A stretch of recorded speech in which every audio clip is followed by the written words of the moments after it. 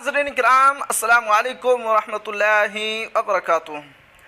अनुदानित मदरसों में कार्यरत जो शिक्षक हैं उनके कई मांगों को लेकर माननीय मुख्यमंत्री जी को पत्र लिखा गया है।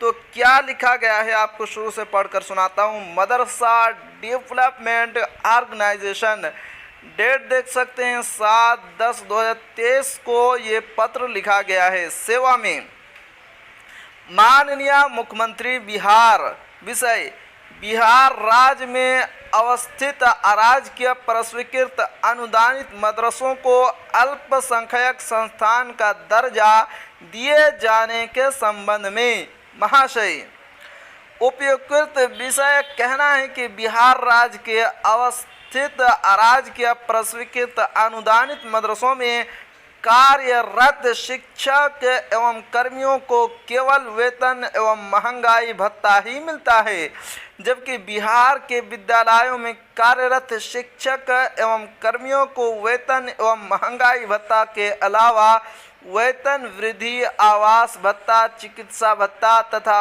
अन्य सारी सुविधाएं मिलती है। आखिर दोनों शिक्षक संस्थानों में सरकार द्वारा दोहरी नीति क्यों अपनाई जा रही है, यह समझ से परे है। जबकि अनुदानित मदरसों को विशेष भाषा के आधार पर स्थापित किया गया, जो भारतीय संविधान की अनुच्छेद 29 के अंतर्गत आता है एवं अनुच्छेद 29 में ऐसे संस्थानों को अल्पसंख्यक शिक्षक शिक्षण संस्थान माना गया है। अतः श्रीमान से प्रार्थना है कि बिहार के अराजकीय प्रस्वीकृत अनुदानित मदरसों को अविलंब अल्पसंख्यक शिक्षण संस्थान का दर्जा दिया जाए। इसके लिए हम सारे शिक्षकगण एक एवं अल्पसंख्यक समाज आपके सदा आभारी रहेंगे। विश्व सभाजन सैयद फतेह अहमद, महासचिव मदरसा डेवलपमेंट ऑर्गेनाइजेशन बिहार पटना। इसका ये मोबाइल नंबर दिया हुआ है। प्रतिलिपि माननीय मंत्री अल्पसंख्यक कल्याण विभाग बिहार सरकार पटना, माननीय शिक्षा मंत्री बिहार सरकार पटना, निदेशक माध्यमिक शिक्षा शिक्षा विभाग बिहार पटना, विशेष निदेशक माध्यमिक शिक्षा शिक्षा विभाग बिहार पटना, अध्यक्ष सचिव बिहार राज्य मदरसा शिक्षा बोर्ड पटना।